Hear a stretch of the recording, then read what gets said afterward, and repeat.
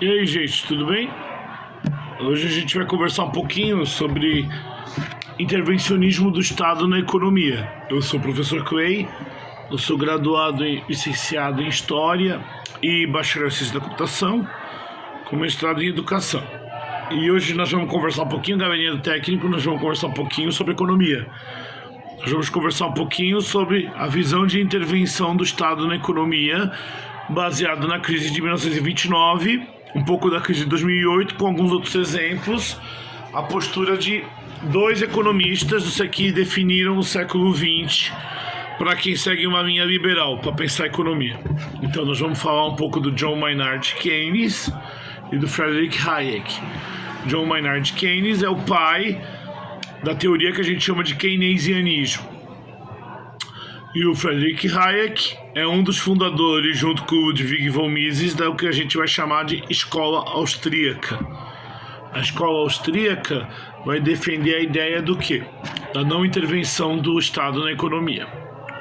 Enquanto que o keynesianismo vai defender o quê? Intervenções pontuais do Estado para garantir o bom funcionamento da máquina econômica. Primeiro vamos pensar qual dessas teorias já saiu do papel. As duas, de certo modo. A mais usada pelos estados hoje é o keynesianismo. Vamos pensar onde que o keynesianismo foi testado primeiro.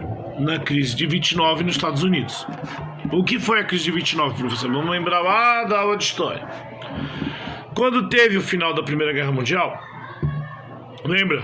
Quando acabou a Guerra Mundial, o Tratado de Versalhes, certo? A Europa estava toda destruída e ela precisava comprar produtos de um país industrializado que porventura não sofreu com a guerra, que foi os Estados Unidos, e esses produtos começaram a ser vendidos em massa para a Europa até a Europa completar seu estado de reconstrução, certo? Quando a Europa reconstruiu sua economia, ela bateu no ombro dos Estados Unidos e falou assim: tá, obrigado, não preciso mais. Certo? Os Estados Unidos se acostumou a vender um excesso de produção para a Europa, que foram os Roaring Twenties, os anos 20 uivantes, ou seja, quando a economia americana dobrou de tamanho em 5 anos. Os Estados Unidos deixou de ser uma potência regional para começar sua trajetória para a potência mundial, no final da Primeira Guerra Mundial. Com o declínio do Império Britânico, os Estados Unidos se torna o país mais poderoso do mundo, economicamente. Então o sol se põe para o Império Britânico e nasce para os Estados Unidos, basicamente. Então o que vai acontecer? Essas fábricas americanas que vendiam para a Europa, elas de repente não conseguem mais vender. Elas não conseguindo mais vender, qual é a primeira reação do patrão? Cortar o próprio lucro? Não. Cortar funcionário. Cortou funcionário, diminuiu produção, vendeu fábrica. Esses funcionários desempregados, eles não têm dinheiro para ir no comércio comprar suas coisas.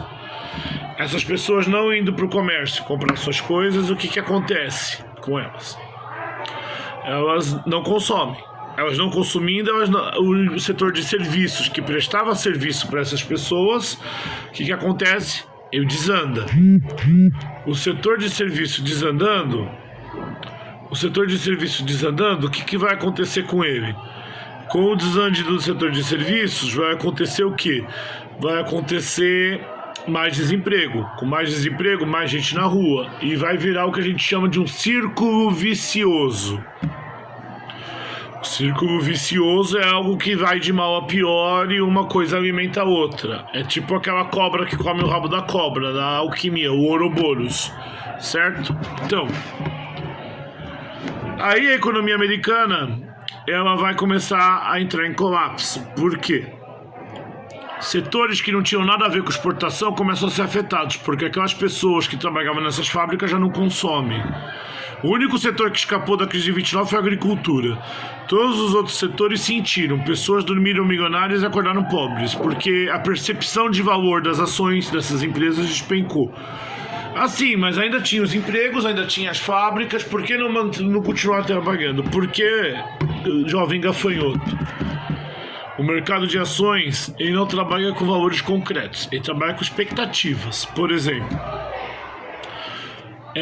Se eu acho milhões de barris de petróleo num poço que está sendo explorado pela Petrobras, a expectativa de valorização da Petrobras levanta o preço das ações. Quando eu tenho uma operação Lava Jato que estoura na Petrobras e prejudica todo o setor de engenharia, eu tenho uma desvalorização das ações da Petrobras. Então, as ações são expectativa de valor. As empresas conseguem captar dinheiro para investir através de uma invenção do século XIX chamada Sociedade Anônima, que é aquela sigla .SA, que tem no nome de algumas fábricas, ou Incorporated, no caso do inglês. Então, essas empresas, elas vão trabalhar como sociedades anônimas, elas vão distribuir papéis que representam pedaços da empresa, chamadas ações, algumas com poder de voto e outras não.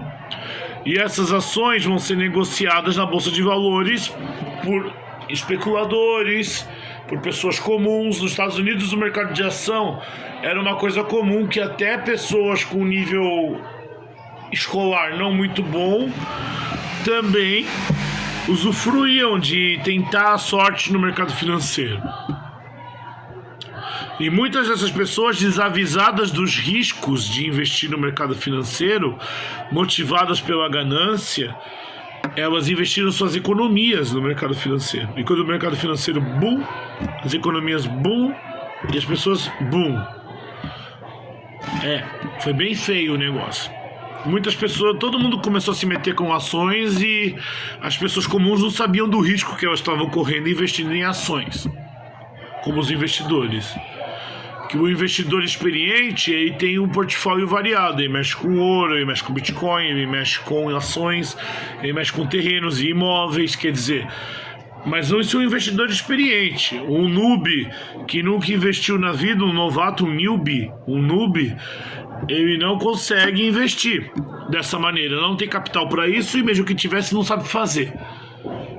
Então o investimento mais seguro para o pobre é a caderneta de poupança, que rende abaixo da inflação. Então a pessoa já sai perdendo dinheiro investindo na poupança. Que seja, a economia americana entrou no balacobaco, no colapso. Aí o Keynes vai auxiliar o presidente americano Franklin Delano Roosevelt, que foi eleito em 1930, Partido Democrata, para resolver essa bagunça, regulamentar o mercado financeiro, impedir que essas coisas aconteçam de novo, regulamentar as ações do mercado financeiro, os bancos, para eles arriscarem menos, porque no sistema econômico sadio tem bancos sadios, bancos que se arriscam muito no cassino do mercado de ações são bancos perigosos. Bancos perigosos, eles podem levar à falência as pessoas que têm seu dinheiro guardado nesses bancos. Que é a famosa corrida dos bancos, que é o desespero de todo mundo. Porque assim, o dinheiro de papel, assim como as ações, o dinheiro de papel ele só vale o que a gente acredita que ele vale. É um grande jogo de faz de conta. Porque o governo americano consegue imprimir trilhões de dólares para fazer subsídio ao combate ao Covid, e o governo brasileiro, se fizer isso, a gente tá na lama. Pelo seguinte: a confiança internacional no dólar como lastro mundial da economia, a confiança internacional no dólar permite que o dólar seja impresso, porque todo mundo usa o dólar como convenção internacional para a gente fazer comércio. Porque ia ser um inferno todo mundo comercializar com sua moeda local. Imagina o comércio internacional, ia ser uma loucura. Convertendo tudo para dólar e utilizando o dólar, ou utilizando uma outra moeda que o mundo inteiro concorde que seja uma boa moeda para a compra internacional, funciona melhor o sistema internacional. Então a gente tem o dólar. Se amanhã decidirem que vai ser o euro, ou que vai ser yuan chinês, peso argentino, dracma, a confiança do dólar, e bum, o dólar acaba. O dólar é hegemônico porque os Estados Unidos é hegemônico como país. A gente vê no curso de história do ensino médio, né? Imperialismo. Os Estados Unidos é hegemônico desde o final da Guerra Fria.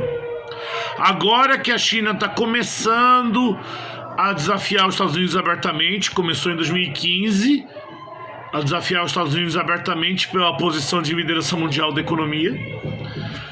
Então a gente tem vários pequenos problemas acarretados por essa dependência do dólar, por essa dependência de papéis e ações. É tudo volátil. É que nem o Bitcoin. Enquanto houve a ideia de que o Bitcoin iria valorizar para sempre, houve uma grande procura pelo Bitcoin e o preço subiu. À medida que a China expulsou as corretoras de Bitcoin e os Estados Unidos impôs regras rígidas, a incerteza sobre o Bitcoin causou o sábado sangrento, sábado passado, que o Bitcoin, deu uma despencada. Então, o mercado é volátil. O mercado, ele é que nem um dependente químico. Ele vai usar a droga toda até morrer de overdose, se não houver supervisão do papai, que é o Estado. É essa a ideia do Keynes. O papai Estado vai abrir a carteira e vai salvar o mercado. Como? Criando obras, criando empregos, criando investimento direto. E esse investimento direto, alimentando a iniciativa privada, faz a iniciativa privada reagir à crise e se mobilizar, para se reestruturar. É o que a gente chama de círculo virtuoso, de virtude. Se o Estado cria uma grande obra, os trabalhadores dessa grande obra e os engenheiros vão ter emprego, vão contratar serviços de outras empresas, que vão contratar empregados, que vai gerar um emprego. Lembrando a crise de 2008, a do mercado imobiliário, o que aconteceu, gente? Se vocês lembrarem bem. O Lehman Brothers, um banco de investimento, implodiu, e junto com o Lehman Brothers, o que aconteceu? A gente teve a AIG, a maior seguradora do mercado, implodiu, a Fannie Mae e a Freddie Mac, empresas que vendiam casas com empréstimos bancários baixos para os pobres, que é subprime mortgages, faliram. E vários setores da economia americana balançaram com essa perda de poder de compra do americano, que estava ambicioso, comprou uma casa e emprestou a casa para o banco, ou seja, fez uma hipoteca para comprar outra casa. Quer dizer, quando os juros subiram em 2007, as pessoas não estavam esperando a subida dos juros, devolveram as casas para os bancos e o papel virou um papel podre. Os títulos bancários viraram papel podre. O que o governo fez?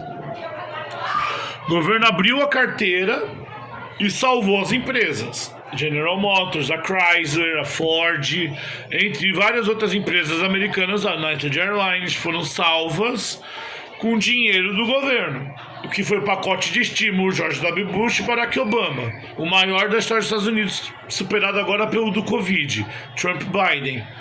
Mas então, a mesma ideia com o Covid. O Covid, com o lockdown, trancou o pessoal em casa. Então o governo abriu a carteira e criou o programa de subsídio emergencial no mundo inteiro, não só no Brasil. Com a ideia de que as pessoas desempregadas recebendo uma grana do governo, elas continuam consumindo e o impacto da economia, em vez de ser um soco no saco, vira um soco na cara. Então a ideia do Keynes é uma ideia de contenção de danos. Eu vou conter os danos da crise. Conter os danos da crise significa contenção de danos. Eu não vou levar um soco no saco. Eu vou levar um soco na cara, um soco na barriga. Quer dizer, vai doer. Vai gerar dívida pública, vai gerar inflação. Vai gerar dívida pública, mas é menos ruim do que um ciclo recessivo. Tudo bem? Essa é a ideia do Keynes. E no governo do Franklin Delano Roosevelt eles executaram esse projeto que é o New Deal, o novo negócio, que foi a organização da política econômica americana em torno de grandes obras e programa de expansão militar. O que realmente salvou os Estados Unidos da crise de 29 foi a Segunda Guerra Mundial, porque os Estados Unidos conseguiu vender arma para o mundo inteiro. Além de vender arma, ele se consolidou como a maior potência do mundo ocidental. De novo, a Europa foi destruída por bomba e eles aproveitaram para reconstruir a Europa com o Plano Marshall. Quer dizer, o que levou os Estados Unidos a fugir da crise de 29 para valer foi a Segunda Guerra Mundial. Uma oportunidade única na história de você vender arma para um monte de gente e você ter emprego para um monte de gente que ia morrer na guerra. Quer dizer, foi uma oportunidade única. Tanto que o Hayek vai usar esse argumento contra o Keynes. Ele vai falar que a ideia do Keynes só funciona se tiver um evento apocalíptico, uma pandemia, uma guerra mundial, que o papai Estado não consegue ser rápido o suficiente para salvar a economia. O Hayek vai falar o seguinte: é tipo Darwin. Se tiver uma crise e a tua empresa quebrar, problema teu. O governo não vai te salvar. Porque as empresas que sobreviverem a essa crise e estiverem seguras e bem estruturadas são as empresas que vão herdar o mercado das que faliram. Ou seja, é uma seleção natural das empresas. O Hayek defende que o governo não tem que interferir em nada. Quando o governo mete a mão, ele faz caca. O governo mete a mão e faz caca. Ele cria empresas zumbis, empresas parasitas, como por exemplo no Japão. Na crise dos anos 90, foram criadas várias empresas zumbis. O governo japonês salvou várias empresas da falência, mas que até hoje os balancetes não fecham números muito agradáveis. Até hoje o Japão não se recuperou da crise do final dos anos 90. Porque o governo entrou com tudo para não ter desemprego. Entrei. All in, que nem no poker. Entrei com tudo. Aí as empresas encostaram no governo. Que é um exemplo do que o Hayek fala. É a Lava Jato. O setor de engenharia do Brasil ele é extremamente dependente da Petrobras, certo? Então todas as empresas de engenharia tinham esquema de corrupção com a Petrobras para arrumar a obra. André de Gutierrez, Odebrecht, a Camargo Correia, certo? Todas elas estavam envolvidas. E as empresas que prestavam serviço para essas empresas também dependiam da Petrobras. Empresas menores de engenharia também, certo? Ou elas prestam serviço para a Petrobras ou para a Vale, no Brasil. Então, aí o que vai acontecer? Quando houve a Lava Jato, o Keynes diria que o Sérgio Moro deveria ter feito era punir as lideranças das empresas, mas preservar os empregos, ou seja, as empresas podem continuar participando das licitações da Petrobras, porque você vai punir as lideranças das empresas, os diretores e os acionistas majoritários e manter a empresa funcionando. Onde foi feito isso? No final da Segunda Guerra Mundial, várias empresas alemãs que utilizaram mão de obra escrava dos judeus, certo? Volkswagen, Bayer, a Bayer inclusive fazia o gás, da câmara de gás. Essas empresas não faliram. As lideranças foram presas e as empresas foram preservadas para ajudar a reconstrução da Alemanha. Então já foi feito em outros lugares do mundo. Preservar o emprego às vezes não é uma coisa muito ética. No caso de, por exemplo, você ter que ser tolerante com corrupção para preservar o emprego. Mas não preservar o emprego é pior. O que acontece? As pessoas que perdem o emprego não consomem, aí as pessoas que trabalham no setor de consumo perdem o emprego, que também não consomem, vai naquela coisa da roda viciosa, que o professor falou agora há pouco, certo? Então, aí o Hayek vai falar: as empresas estavam envolvidas com maracutaia, elas estão erradas, deixa falir. Do buraco que vai surgir da falência desse setor de engenharia, vão surgir novas empresas de engenharia mais adaptadas à nova realidade do mercado. Ou seja, o Keynes fala o seguinte: melhor levar um tapa na cara do que um soco no saco. O Hayek fala: é preferível levar o soco no saco, que da próxima vez eu uso saqueira, para não doer. Quer dizer, um defende que o Estado tem que ser um paternalismo, tem que proteger a economia dela mesma, porque como as empresas captam recursos através de sociedade anônima, através de ações, se existe um grande pânico, certo? Se existe um grande pânico na economia, esse pânico vai fazer o efeito manada, os touros vão disparar e o preço das ações despenca. Basta observar o que tem acontecido com a Activision Blizzard, a empresa de jogos. Depois daquelas denúncias de assédio sexual, ela está sendo extremamente metralhada na mídia especializada e na mídia tradicional, e o valor da empresa está despencando. Significa que os jogos perderam a qualidade? Não. Significa que o mercado enxerga que aquele tipo de comportamento não é válido e eles não querem comprar ações da empresa. Significa, por exemplo, o Elon Musk falar: eu acho legal a moeda X. Aí, como o Elon Musk é uma pessoa que ele tem um status de guru econômico, as pessoas seguem o que o Elon Musk fala e compram. Aí o preço daquilo lá sobe. Então, o mercado trabalha muito com percepção de valores. Pega Magic, por exemplo, o card game. Tem uma carta chamada Black Lotus. A Black Lotus só saiu na primeira e na segunda edição do jogo, 1995. Nunca foi relançada.